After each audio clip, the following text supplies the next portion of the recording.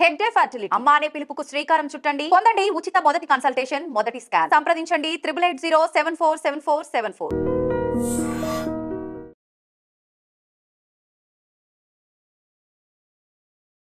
నమస్తే, welcome back to iDream media. నేను మీ Jhansi. Sugar పేషెంట్స్లో చాలామందికి ఏ ఆహారం తీసుకోవాలి, ఏ ఆహారాన్ని స్కిప్ చేయాలనే అవగాహన కోసం చాలా వెబ్సైట్స్ చూస్తూ ఉంటారు, యూట్యూబ్లో సెర్చ్ చేస్తూ ఉంటారు. ప్రస్తుతం మనతో ఆయుర్వేదిక్ ఫిజిషియన్ చెలిమల శ్రీనివాసరావు గారు ఉన్నారు. డాక్టర్ గారిని అడిగి అసలు షుగర్ పేషెంట్స్ ఎలాంటి ఆహారం తీసుకుంటే మంచిది, ఎలాంటి ఆహార పదార్థాలు పూర్తిగా అవాయిడ్ చేయాలి, దీని గురించి పూర్తి డీటెయిల్స్ అయితే తెలుసుకుందాం. నమస్తే అండి. నమస్కారం అండి. సార్, అయితే చాలా మందిలో చాలా అపోహలు ఉంటాయి. ఇప్పుడు జనరల్గా మనకు వచ్చే ఫ్రూట్స్ కానివ్వండి, కొన్ని వెజిటబుల్స్ కానివ్వండి, అవి కూడా అవాయిడ్ చేయాలని చెప్తారు. అసలు ఇవి తీసుకోనే కూడదు షుగర్ పేషెంట్స్, షుగర్ అనేది ఉన్నప్పుడు చాలా మోస్ట్ డేంజరస్ వెజీస్ కానివ్వండి, ఫ్రూట్స్ కానీ అలాంటివి ఏవైనా ఉంటే ఈరోజు మా కోసం తెలియజేయండి. తప్పకుండా. అంటే ముందు అసలు మీరు షుగర్ గురించి అంటే మనకు అందరికీ తెలిసిందే, బ్లడ్లో షుగర్ లెవెల్స్ అంటే స్టోర్ చేసేది బాడీలో ఇన్సులిన్ అనేది ఒక మీడియం లాగా పనిచేస్తుంది. అది ఎప్పుడైతే దెబ్బతింటుందో డైరెక్ట్ బ్లడ్లో షుగర్ అనేది ఎలివేట్ అవుతుంటుంది. సో ఇక్కడ మనకి అంటే యాజ్ ఏ లేమన్గా చూసుకున్న ఏంటంటే బ్లడ్లో షుగర్ ఉంది అని అర్థం ఉంటుంది. మరి అలాంటప్పుడు మనము ఏదైతే షుగర్ని పెంచే పదార్థాలు, డైరెక్ట్గా మనం షుగర్ని బ్లడ్లో పెంచే పదార్థాలు అది నార్మల్గా అన్నీ అవాయిడ్ చేస్తుంటాం. ఇది ఒక డాక్టర్ అనే కాదు, మనకి తెలిసినంత వరకు ఉన్న నాలెడ్జ్కి మనకు తెలుసు. డైరెక్ట్గా షుగర్ తినడం కానివ్వండి, స్వీట్స్ తినడం అనేది చేస్తాం. ఇవి కాకుండా మీరు అన్నట్టు చాలా అపోహలు ఉంటాయి, చాలా డౌట్స్ ఉంటాయి, కన్ఫ్యూజన్లో ఉంటారు, ఇది తినాలా ఇది తినొద్దా. అండ్ ఇంకోటి ఏంటంటే మనకి కొంచెం చెప్పాలంటే కొంచెం సరి అయిన నాలెడ్జ్ లేకుండా కూడా ఉంటుంది. ఫస్ట్ డేనే షుగర్ అనేది ఎప్పుడైతే బయటపడుతుందో, అంటే వాళ్ళు టెస్ట్ చేసినప్పుడు ఇతరత్ర ప్రాబ్లమ్స్ వల్ల, సిమ్టమ్స్ వల్ల టెస్ట్ చేసినప్పుడు షుగర్ అని తెలియగానే ఫస్ట్ చేసేది ఏంటంటే రైస్ మానేస్తుంటారు. అంటే అదే రోజు అన్ని రోజులు షుగర్ ఎంత ఉన్నా కానీ తెలిసిన రోజు నుంచి ఫుడ్ అనేది అంటే రైస్ అనేది కంప్లీట్గా అవాయిడ్ చేసేస్తారు. అంటే మరి నిజంగా చెప్పాలంటే మరి రైస్ అనేది అంత హార్మ్ఫుల్ అనేది ఇప్పటివరకు ఎవరూ చెప్పలేము. అదేంటంటే ఎక్కువ కార్బోహైడ్రేట్స్ ఉంటాయి కాబట్టి మన మెటబాలిజంకి ఏమన్నా ఇబ్బంది అవుతుందని షార్ట్ పీరియడ్కి ఆపమంటాం. అంతేకాని షుగర్ ఉన్న రోజే అది ఆపేయడానికి అంత అవసరం లేదు. అంటే మనము మన ఇండియన్ మన జీన్లో ఎలా ఉన్నాయంటే ఈ మన వైట్ రైస్ అనేది మనం తీసుకోకపోతే మనకి ఎనర్జీ ఉండదు. అంటే మీరు చూడండి, చాలా మంది రైస్ లేకపోతే అసలు వాళ్ళకి తిన్నట్టు కూడా ఉండదు, చాలా అనీజీగా ఉంటారు, స్కిప్ చేసినా ఉంటుంది. అంటే మనం చాలా ట్రై చేస్తుంటాము, మిల్లెట్స్ అని కానివ్వండి, ఇంకోటి అని కానివ్వండి, ఇంకోటి. బట్ ఏం చేసినా మళ్ళీ ఒక 2-3 months తర్వాత వాటన్నిటితో ఏం కాదు అని అలాంటి కేసెస్ కూడా ఉండి మళ్ళీ రైస్ తినడం కూడా చూస్తుంటాం. సో నేను చెప్పేది అంటే ఏదైనా అసలు ఫస్ట్ మనం చెప్పుకునేది షుగర్ వాళ్ళకి ఏవి తినాలి తినకూడదు అనే కన్నా ముందు మితంగా తినాలి అంటాం. అంటే ఎందుకు అంటే ఆయుర్వేదంలో అస్యాసుఖం స్వప్నాసుఖం దధీమి గ్రామ్యోదపం అంటాం. అంటే మీకు నేను చెప్పిన శ్లోకంలోనే ఎవరైతే సస్యాసుఖం అంటే సెడెంటరీ లైఫ్ స్టైల్ లీడ్ చేస్తూ ఫుడ్ మీద అస్సలు కంట్రోల్ ఉండకుండా, అసలు ఎక్సర్సైజ్ లేకుండా చేసే వాళ్ళకి ఏ ఫుడ్ అయినా కానీ అది షుగర్ టర్న్ అయ్యే ఛాన్సెస్ ఉంటాయి. అంటే అసలు ఎక్సర్సైజ్ లేకుండా ఓన్లీ ఫుడ్ ఇదే అదే అని కాకుండా ఏది పడితే ఏ టైంలో తిన్న వాళ్ళకి ఈ మెటబాలిక్ డిజార్డర్స్లో షుగర్ కూడా చూస్తుంటాం. కమింగ్ టు షుగర్ ఉన్న వాళ్ళల్లో జనరల్గా డాక్టర్గా వైద్యుడిగా మేము ఏం చెప్తాము, ఏదైనా తీపి పదార్థాలు అంటే బ్లడ్లో ఈ షుగర్ స్టోరేజ్ డైరెక్ట్గా ఇన్సులిన్ అనేది రిలీజ్ చేస్తుంది కాబట్టి మనము ఆ షుగర్ ఉండే పదార్థాలు లైక్ స్వీట్స్ కానివ్వండి, అండ్ ఎక్కువ ఫ్రూట్స్ కూడా ఏమవుతాయంటే ఫ్రూట్స్లో ఫ్రక్టోస్ అనేది చూస్తుంటాం. ఈ ఫ్రక్టోస్ అనేది షుగర్ లెవెల్స్ని పెంచుతుంది కాబట్టి ఫ్రూట్స్ అన్ని ఆపమంటాం. లైక్ ఎస్పెషల్లీ ఎక్కువ ఉండే ఫ్రక్టోస్ ఉండే ఫ్రూట్స్ ఏంటి, మనకు సపోటా అని కానివ్వండి, చాలా ఉంటాయి, అన్ని ఫ్రూట్స్లో ఉంటాయి. కాకపోతే ఫ్రూట్స్కి ఉట్టి షుగర్ వచ్చే గుణమే కాకుండా మిగతా అన్నీ కూడా మనకి మినరల్స్, విటమిన్స్ అన్నీ కూడా ఉంటాయి. సో మనం రెండు బ్యాలెన్స్ చేస్తూ తీసుకోవాలి. సో ఫర్ ఎగ్జాంపుల్ షుగర్ పేషెంట్కి ఫ్రూట్స్ ఇవ్వాలి అంటే సీజనల్గా దొరికే ఫ్రూట్స్ని. చాలామందికి ఇంకో అపోహ ఏంటంటే వాటర్ మిలన్, పుచ్చకాయ లాంటివి తీసుకుంటే మాకు షుగర్ పెరిగింది అంటారు. ఎస్, ఎందుకంటే అది తీసుకున్న ఒక హాఫ్ అన్ అవర్కి బ్లడ్లో డైరెక్ట్గా రిలీజ్ అవ్వడం వల్ల అప్పుడు టెస్ట్ చేస్తే షుగర్ చాలా ఎలివేట్ అవుతుంది. But at the same time ఇందులోనే ఉండే పొటాషియం కానీ విటమిన్ కే కానీ ఇవన్నీ వల్ల మళ్ళీ ఒక 1 hour 2 hours మళ్ళీ షుగర్ అంతా నార్మల్ అవుతుంది. సో అందుకని కంగారు పడకుండా, అంటే ఇది తీసుకుంటేనే పెరిగిపోయిందని గాబరా పడకుండా వాటికి ఉండే గుణాల గురించి మనం తెలుసుకోవాలి.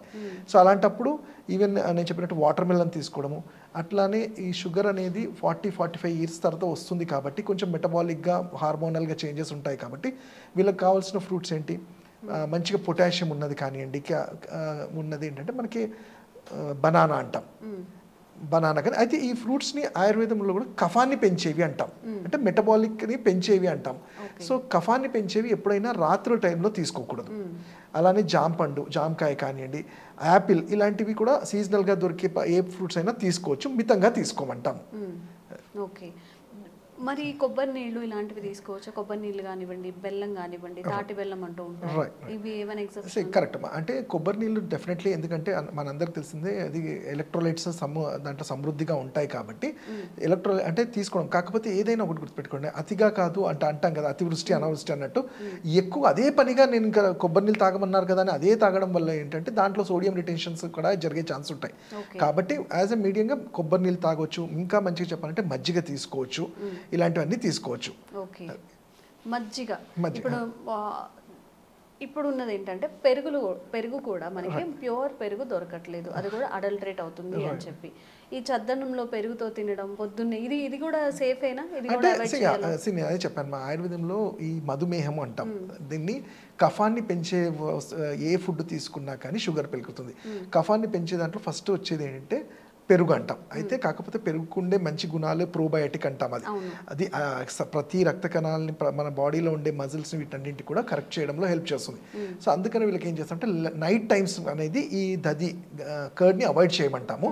అదే మార్నింగ్ టైమ్స్ మన లంచ్ టైంలో పెరుగు కానివ్వండి, మజ్జిగ లాంటివి తీసుకోవడానికి ప్రోత్సహిస్తుంటాం. సో అట్లానే మీరు ఇంతకు ముందు అన్నట్టు తాటి బెల్లం అన్నారు. సో బెల్లం కానివ్వండి, తేనె కూడా ఆ కండిషన్ ఏంటంటే మనం రెగ్యులర్గా ఒబేసిటీ అని లేకపోతే క్లిన్జింగ్ అని తేనె చాలా విరివిరిగా యూజ్ చేస్తుంటాం ఎక్కువ. సో ఈవెన్ ఈ తేనె లాంటిది కూడా షుగర్ పేషెంట్స్లో అది ఇన్సులిన్ని బాగా డిస్టర్బ్ చేస్తుంది కాబట్టి తేనెను కూడా అవాయిడ్ చేయమంటాము. అయితే బెల్లంలో ఈ తాటి బెల్లం ఏదైతే ఉందో నల్లగా ఉండే బెల్లం కొంతవరకు అది చాలా మంచిగా, దానివల్ల షుగర్కి ఎటువంటి ఇబ్బంది లేకుండా అది యూజ్ చేసుకోవచ్చు. ఇన్స్టెడ్ ఆఫ్ మనం ఈ షుగర్ వీటికన్నా అది యూజ్ చేసుకోవచ్చు. కొన్నిసార్లు పటిక బెల్లం అంటాం, అంటే మిస్ట్రీ అని దొరుకుతుంది, వీటిని కూడా మనం షుగర్ ప్లేస్లలో యూజ్ చేసుకోవచ్చు. ఓకే. జనరల్గా షుగర్ పేషెంట్స్కి ఏంటంటే మనం ఒక హాస్పిటల్కి వెళ్ళి కన్సల్ట్ చేయగానే పర్టికులర్గా కొన్ని చెప్తారు, ఇవి తినకూడదు, పూర్తిగా అవాయిడ్ చేయండి అని చెప్పి.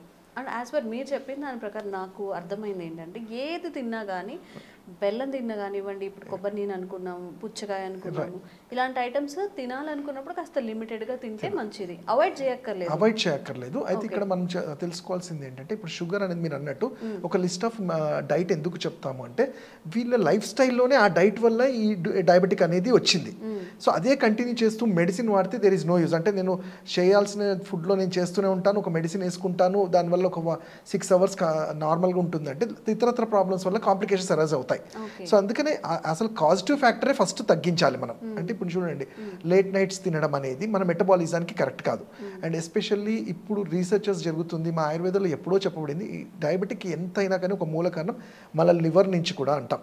లివర్ అబ్జార్ప్షన్ సరిగ్గా ఉంటే అసలు ఏదైనా బాడీ డైజెస్ట్ చేసుకుంటుంది. ఎప్పుడైతే ఈ లివర్ ఫ్యాటీ లివర్గా టర్న్ అవటము, హార్డ్గా తయారవటము, పైత్యరసం బైల్ జ్యూస్ సరిగ్గా బాడీలో అబ్జర్వ్ కాకపోవడం వల్ల ఈ ఫుడ్ అంతా కూడా డిస్టర్బ్ అవుతుంది. సో దానివల్లనే ఈ చక్కెర స్థాయిలు కూడా పెరుగుతూ ఉంటాయి. సో అందుకని ఏం చేస్తాము మనం, అసలు ఫస్ట్ ఈ లివర్ని కంట్రోల్ చేసేది, లివర్కి సంబంధించిన డైట్ కూడా చాలా ఇంపార్టెంట్. దాంట్లో మేము చెప్పే పద్ధతులు అంటే వీళ్ళ కార్బోహైడ్రేట్స్ ఎంత ఉండాలి, ప్రోటీన్స్ ఎంత ఉండాలి, అలానే ఫైబర్ ఎంత ఉండాలి అనేవి కూడా చూసుకొని మనం తీసుకునే ఫుడ్లోని ప్రత్యేకంగా అవసరం లేదు. ఇప్పుడు డయాబెటిక్ వాళ్ళకి కూడా మనం ఏం చెప్తాము, నేను ఇంతకుముందు చెప్పినట్టు రైస్ అనేది అవాయిడ్ చేయమనం. కాకపోతే ఏంటంటే నైట్ టైమ్స్ ఏంటంటే మన బాడీ ఎక్కువ అబ్జర్వ్ చేసుకోదు కాబట్టి కొంచెం లైట్ ఫుడ్ తీసుకోమంటాం.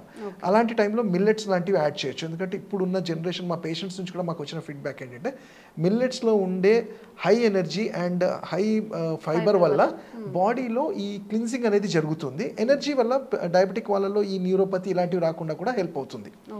అలానే బ్రేక్ఫాస్ట్లో కూడా మనకి ఇంట్లో మనం రెగ్యులర్ చేసుకునే అన్నీ తీసుకోవచ్చు. ఈవెన్ ఆలు పోహా అని కానివ్వండి, మన రవ్వ ఎన్ని రకాల రవ్వ ఉంటే వాటితో కానివ్వండి, పెసరట్టు కానీ ఇలాంటివి. బట్ వీళ్ళకి కొన్నిసార్లు ఏం చేస్తామంటే వీళ్ళ మందాగ్ని అంటాం, అంటే వీళ్ళ డైజెస్టివ్ ఫైర్ తక్కువ ఉంటుంది కాబట్టి డయాబెటిక్ వాళ్ళలో మేము ఇడ్లీ దోశ ఈ ఫర్మెంటెడ్గా కాకుండా ఇన్స్టాంట్గా చేసుకునేవి ఏమైనా ఉంటే తీసుకోమని చెప్తాం. ఓకే. సో ఇలా తీసుకుంటే మంచిది, చాలా మంచిది, మార్చుకుంటే మంచిది. ఎగ్జాక్ట్లీ. అలానే వాళ్ళ ఇమ్యూనిటీని పెంచుకోవడానికి ఉసిరికాయ అంటాము, మనకి ఈజీగా దొరికే ఉసిరికాయని కూడా పచ్చళ్ళలాగా కానివ్వండి, లేకపోతే దాన్ని చూడడం కానీ ఇలాంటివి కూడా తీసుకోవడం వల్ల ఉపయోగం ఉంటుంది. ఓకే. ఒకసారి షుగర్ వచ్చిన తర్వాత రివర్స్ అవుతుంది అని చెప్పి కొంతమంది చెప్తున్నారు. షుగర్ ఎట్టి పరిస్థితుల్లో రివర్స్ అవ్వదు అని కొంతమంది చెప్తున్నారు. ఈ రెండిట్లో ఆయుర్వేద పరంగా ఏది వాస్తవం అంటారు? నిజంగా చెప్పాలంటే అసలు షుగర్ అంటే మధుమేహం అనేది ఇది రివర్సబుల్ కాదంటే దీన్ని ఏమంటామంటే అసాధ్య వ్యాధి కిందనే ఆయుర్వేదంలో కూడా చెప్పబడింది. అసాధ్యం అంటే ఇట్స్ పాసిబుల్ కాదని.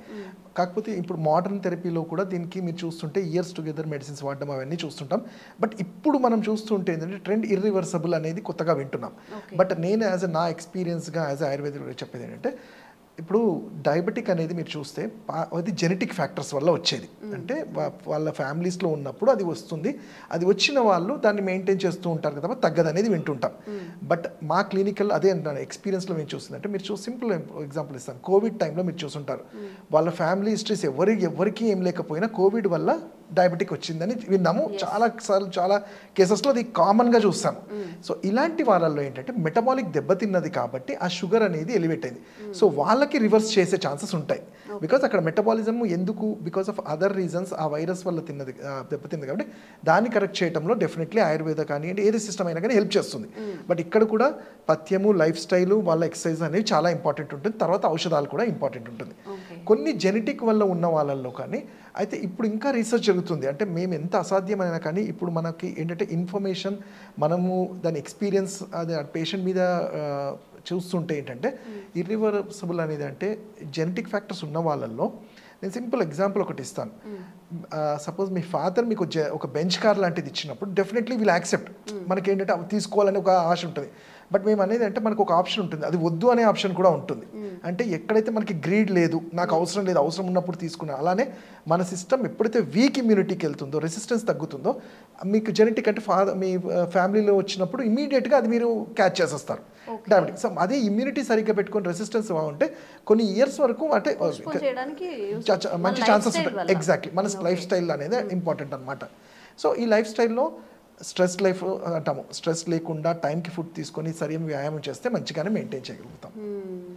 కొన్ని ఉంటాయండి లైఫ్ స్టైల్ డిసీజెస్ అని, మనం ఏర్ కోర్ తెచ్చుకుంటాం అనమాట. పిచ్చి ఫుడ్ అంతా తింటూ ఉంటాము, లేట్ నైట్స్ తింటూ ఉంటాము, దానివల్ల బాడీకి చాలా డ్యామేజ్ జరుగుతుంది. ఒక డిసీజ్ రావడానికి అప్పటికప్పుడే రాకుండా మీరు లాస్ట్ వీడియోలో చెప్పారు కొన్ని మంత్స్ పడుతుంది, మనకి చాలా సింప్టమ్స్ చెప్తుంది కానీ మనం దాన్ని గుర్తించలేము. అది లేజీగా ఉండడం, వర్క్ చేయలేకపోవడం. సింపుల్ అంటే నేను ప్రతి వీడియోలో చెప్పినట్టు ఏంటంటే మన శరీర తత్వం ఏంటంటే మీరు ఏ సిస్టమ్ నుంచి ఉంటే anabolism and catabolism together metabolism అంటాం. అంటే మన తిన్న ఫుడ్ మన బాడీ బ్రేక్ డౌన్ చేసుకుంటే we are healthy, that is metabolism అంటాం. తీసుకునే ఫుడ్ మన బాడీ అబ్జర్వ్ అవ్వట్లేదు లేకపోతే ఎక్కువ అయింది అన్నప్పుడు ఈ మెటబాలిక్ ప్రాబ్లమ్స్ అన్నీ వస్తుంటాయి. అవి ఎందుకు దెబ్బతింటాయంటే సరైన వ్యాయామం లేకుండా, సరైన టైంకి ఫుడ్ తీసుకోకుండా, అండ్ ఇప్పుడున్న జనరేషన్లో ఈ లైఫ్ స్టైల్ అంటే మనం చూస్తుంటే ఫాస్ట్ ఫుడ్ లైఫ్ స్టైల్లో స్ట్రెస్ అనేది కూడా చాలా కామన్గా, నిద్ర లేకపోవటము, ఇవన్నిటి వల్ల కూడా ఈ మెటబాలిక్ డిజార్డర్స్ చూస్తూ ఉంటాం. మీరు అన్నట్టు కావాలని కొన్ని డిసీజ్ వచ్చే ఉంటాయి, ఇవి కొన్ని తెచ్చుకునేవి ఉంటాయి. సో కొంచెం జాగ్రత్తగా ఉంటే కాస్త మనం హెల్తీగా బ్రతకొచ్చు, ఇంకొన్నాళ్ళు హ్యాపీగా ఉండొచ్చు. థ్యాంక్ యూ అండి.